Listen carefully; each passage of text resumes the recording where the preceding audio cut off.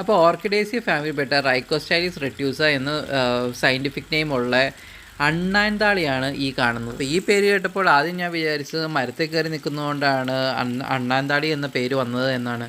പക്ഷേ ഇതിന് ഒരു കോമൺ ആയിട്ട് ഒരു ഇംഗ്ലീഷ് പേര് ഇങ്ങടെ കേട്ട് കഴിഞ്ഞപ്പോഴേക്കും എനിക്ക് ഏകദേശം മനസ്സിലായി. അണ്ണാൻ്റെ വാല് പോലെ ഇരിക്കുന്നതുകൊണ്ടാണ് ഇതിന് അണ്ണാൻതാളി എന്ന് പേര് വന്നതെന്ന്. ഇംഗ്ലീഷിൽ ഇതിൻ്റെ പേര് ഫോക്സ് ടെയിൽ ഓർക്കിഡ് എന്നാണ്. പക്ഷേ അണ്ണാൻതാളിയാണ് കുറച്ചും കൂടെ യോജിച്ച പേര്. കാരണം ഇത് മരത്തിൽ കയറി ഇരിക്കുകയാണ്. അതുപോലെ തന്നെ ഫോക്സിൻ്റെ അണ്ണാൻ്റെയൊക്കെ വാലെന്ന് പറഞ്ഞു കഴിഞ്ഞാൽ ഇതുപോലെയൊക്കെ തന്നെ ഇരിക്കും. പിന്നെ ഇതിൻ്റെ ഒരു ഇലകളെക്കുറിച്ച് പറയുകയാണെങ്കിൽ നല്ല തിക്കായിട്ടുള്ള നീണ്ട ഇലകളാണ് ഇതിനുള്ളത്. നല്ല ലെതറി ഫിനിഷാണ്.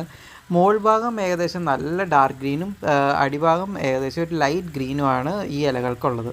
പിന്നെ ഭയങ്കര ഹാർഡുമാണ് ഈ. പിന്നെ ഇത് അതിൻ്റെ പൂ മൊട്ടാണ് ഈ കാണുന്നത്. നല്ല രസമുണ്ട്. പൂ മൊട്ട് കാണാൻ തന്നെ അത്യാവശ്യം നല്ല രസമുണ്ട്. ഒരു ചെറിയൊരു പർപ്പിൾ കളറോട് കൂടിയാണ് പൂ മൊട്ടുള്ളത്. ഇതുണ്ടായി വരുമ്പോൾ തിപ്പല്ലി പോലെ ഇരിക്കുമെങ്കിലും ഈ കാണുന്ന പോലെ ഇരിക്കുമെങ്കിലും ഇത് ശരിക്കും പൂ മൊട്ടായി കഴിയുമ്പോഴേക്കും നമുക്കൊരു കുരുമുളകിൻ്റെ ഒക്കെ ഒരു ഷേപ്പാണ് ഇതിന് കണ്ടുവരുന്നത്. പിന്നെ ഒട്ടുമിക്ക ഓർക്കിഡ്സ് പോലെയും ഇതിൻ്റെ റൂട്ട്സും ഏരിയലാണ്, അതായത് വായുവിലാണ് സംഭവം നിൽക്കുന്നത്.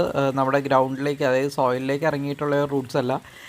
ഈ മരത്തിലോട്ട് പിടിച്ചാണ് ഈ റൂട്ട്സ് നിൽക്കുന്നത്. അതുപോലെ തന്നെ ഇത് മോയ്സ്ചർ എടുക്കുന്നത് വായുവിൽ നിന്നാണ്. വെള്ളം മാത്രമല്ല, ന്യൂട്രിയൻസും ഇത് എയറിൽ നിന്ന് തന്നെയാണ് എടുക്കുന്നത്, അബ്സോർബ് ചെയ്യുന്നത്. അതുപോലെ തന്നെ മരത്തിൽ ഉള്ള ഓർഗാനിക് ഡീക്കേയിങ് മാറ്ററിൽ നിന്നും ഇത് ന്യൂട്രിയൻസ് എടുക്കും. ഇതൊരു പാരസൈറ്റ് അല്ല. ഇത് ഹോസ്റ്റ് പ്ലാന്റിന് കേടുപാടുകളൊന്നും വരുത്തില്ല. പിന്നെ എന്താണെങ്കിലും ഈ പൂവ് വളരെ ബ്യൂട്ടിഫുൾ ആയിട്ടുള്ളൊരു പൂവാണ് ഇതിനുള്ളത്. ചെറിയ ഫ്രേഗ്രൻ്റ് ഉള്ള പൂവുകളാണിത്. അതുപോലെ തന്നെ ഇത് അറേഞ്ച് ചെയ്തേക്കുന്നൊരു പ്രത്യേക രീതിയിലാണ്. ഈ പറഞ്ഞ മാതിരി തന്നെ കുറുക്കൻ്റെയും അണ്ണാൻ്റെയും ഒക്കെ വാല് പോലെയാണ് ഇതിപ്പോൾ കിടക്കുന്നത്. ഈ പൂവ് ഇങ്ങനെ അറേഞ്ച് ചെയ്ത് വന്നേക്കുന്നത് നല്ല ഡെൻസായിട്ട് താഴേക്ക് ഡ്രൂപ്പ് ചെയ്ത് കിടക്കുന്ന ഒരു ക്ലസ്റ്റേർഡ് ആയിട്ടുള്ള ഒരു പൂക്കൊല. യൂഷ്വലി ഇതിൻ്റെ പൂവുകളൊക്കെ ഉണ്ടാവാറ് മഴക്കാലത്താണ്. മഴക്കാലത്ത് അത്യാവശ്യം നല്ല മോയ്സ്ചറും ഉണ്ടാവും, നന്നായിട്ട് വെള്ളവും കിട്ടുന്നുണ്ടാവും. അതുപോലെ തന്നെ വെള്ളത്തിൽ നിന്ന് ഒരുപാട് ന്യൂട്രിയൻസും ഇതിന് അവൈലബിൾ ആയിരിക്കും. അതുകൊണ്ടായിരിക്കും ഇത് മഴക്കാലത്ത് പൂക്കുന്നത്. ഇനി ഇതിൻ്റെ ഒരു ഗ്രോയിങ് കണ്ടീഷനെ കുറിച്ച് പറയുകയാണെങ്കിൽ ക്ലൈമറ്റ് ഒരു വാം ആൻഡ് ഹ്യൂമിഡ് കണ്ടീഷൻസിലായിരിക്കും ഇത് ഏറ്റവും നന്നായിട്ട് വളരുന്നത്. അതുപോലെ തന്നെ ഒരു പാർഷ്യൽ ഷെയ്ഡോ ഇൻഡയറക്റ്റ് സൺലൈറ്റോ ആയിരിക്കും ലൈറ്റിൻ്റെ കേസിൽ ഏറ്റവും നല്ലത്. പിന്നെ വാട്ടറിങ് ആണെങ്കിൽ ഒരു റെഗുലർ മിസ്റ്റിങ് വളരെ നല്ലതായിരിക്കും. അപ്പോൾ മഴക്കാലത്താണ് ഇതിന് ഏറ്റവും നല്ലത്, നന്നായിട്ട് ഉണ്ടാവുന്നതും.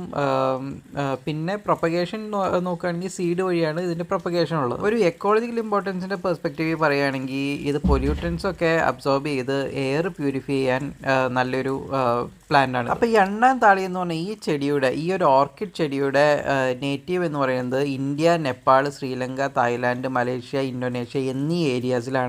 ഇത് ട്രോപ്പിക്കൽ ആൻഡ് സബ് ട്രോപ്പിക്കൽ റീജിയൻസിലാണ് ഏറ്റവും നന്നായിട്ട് വളരുന്നത്. അപ്പോൾ ഇതിൻ്റെ ഒരു കെമിക്കൽ പ്രോപ്പർട്ടീസും കോമ്പോസിഷനും നോക്കുകയാണെങ്കിൽ ഇതിൻ്റെ അകത്ത് അടങ്ങിയിരിക്കുന്ന ആൽക്കലോയിഡ്സും പിന്നെ ഫ്ലേവനോയിഡ്സും ടാനിൻസും ഗ്ലൈക്കോസൈഡ്സും ഒക്കെ കോൺട്രിബ്യൂട്ട് ചെയ്യുന്നതിൻ്റെ മെഡിക്കൽ പ്രോപ്പർട്ടീസിലേക്കാണ്. പിന്നെ അതുകൂടാതെ ഇതിൻ്റെ അകത്ത് ഫെനോളിക് കോമ്പൗണ്ട്സ് ഉണ്ട്. അത് ഇതിൻ്റെ ആൻറ്റി ഓക്സിഡൻറ്റ് പൊട്ടൻഷ്യൽ എൻഹാൻസ് ചെയ്യുന്ന ഒന്നാണ്. അപ്പോൾ ഇതിന് ഒരു മെഡിസിനൽ പ്രോപ്പർട്ടീസ് ഉണ്ട് എന്ന് അറിഞ്ഞ സ്ഥിതിക്ക് ഇതിൻ്റെ ഒരു മെഡിസിനൽ യൂസസും ഹെൽത്ത് ബെനിഫിറ്റ്സും നമുക്കൊന്ന് നോക്കാം. അപ്പോൾ ഇത് ട്രഡീഷണൽ മെഡിസിൻസ്, അതായത് ആയുർവേദ സിദ്ധ മെഡിസിൻസിൽ യൂസ് ചെയ്യുന്ന ഒന്നാണ്. ഇത് റ്യൂമാറ്റിസം, എപ്പിലെപ്സി, നെർവസ് ഡിസോർഡേഴ്സ്, അതായത് അപസ്മാരം, വാതരോഗങ്ങൾ, അതായത് ആമവാദം, സന്ധിവാദം എന്നീ രോഗങ്ങൾ, പിന്നെ ന്യൂറൽ ഡിസോർഡേഴ്സ്, അതായത് നമ്മുടെ ഞരമ്പ് സംബന്ധിതമായിട്ടുള്ള രോഗങ്ങൾ എല്ലാം തന്നെ ചികിത്സിക്കാനായിട്ട് യൂസ് ചെയ്യണ ഒന്നാണെന്നാണ് പറയുന്നത്. പിന്നെ ഇതിൻ്റെ അകത്തുള്ള antioxidant effects cell damages ഒക്കെ പ്രൊട്ടക്റ്റ് ചെയ്ത് നമുക്ക് ഓവറോൾ ഹെൽത്ത് മെച്ചപ്പെടാനായിട്ട് സഹായിക്കുന്നു.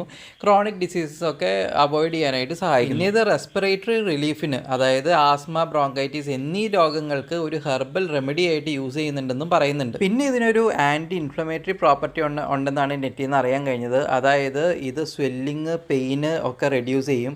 അത് പറഞ്ഞപ്പോഴാണ് എനിക്ക് കിട്ടിയേക്കുന്ന ഒരു പണ്ടത്തെ ഒരു ഇൻഫോർമേഷൻ വെച്ചിട്ട് എൻ്റെ ഗ്രേറ്റ് ഗ്രാൻഡ് മദർ ഇത് വാട്ടിപ്പിഴിഞ്ഞ്, ഈ ഒരു പ്ലാന്റിൻ്റെ ഇല വാട്ടിപ്പിഴിഞ്ഞ് ചെവിയിൽ ഒഴിക്കുന്ന ഒരു പതിവുണ്ടായിരുന്നു. അത് ചിലപ്പോൾ ചെവി വേദന കുറയ്ക്കാനായിട്ടുള്ള ഒരു ഒറ്റമൂലി ആയതുകൊണ്ടായിരിക്കും. ഇനി ഇതിൻ്റെ ഒരു ടോക്സിസിറ്റിനെ കുറിച്ച് പറയുകയാണെങ്കിൽ ഇത് ജനറലി ഒരു സേഫ് പ്ലാന്റ് തന്നെയായിരിക്കാം. പക്ഷേ എന്നാലും ഇത് ഇംപ്രോപ്പറായിട്ട് യൂസ് ചെയ്യുകയോ അല്ലെങ്കിൽ ഓവറായിട്ട് കൺസ്യൂം ചെയ്യുകയോ ചെയ്ത് കഴിഞ്ഞിട്ടുണ്ടെങ്കിൽ ഗ്യാസ്ട്രോ ഇൻറ്റസ്റ്റൈനൽ ഡിസ്കംഫേർട്ട് ഉണ്ടാവാറുണ്ട് എന്നാണ് അറിയാൻ കഴിയും. അപ്പോൾ കേട്ടെടുത്തോളം നമുക്ക് ഫാർമക്കോളജി സ്റ്റുഡൻസിനൊക്കെ അത്യാവശ്യം നല്ലൊരു സ്റ്റഡി ഐറ്റം ആയിരിക്കും ഇത്. ഫൈനലി ഇതിൻ്റെ ഒരു കൾച്ചറൽ സിഗ്നിഫിക്കൻസിലേക്ക് വരികയാണെങ്കിൽ പറയുകയാണെങ്കിൽ ഇത് പണ്ടത്തെ കഥകളിൽ ഇത് പ്രോസ്പെരിറ്റിയും ഗുഡ് ലക്കും കൊണ്ടുവരുന്ന ഒരു ഫ്ലവറാണ്. അതുപോലെ തന്നെ റിലീജിയസ് സിംബോളിസത്തിൽ ഹിന്ദുയിസത്തിൽ ഇത് റിച്വൽസിലൊക്കെ യൂസ് ചെയ്യുന്ന ഒരു ഫ്ലവറാണ്.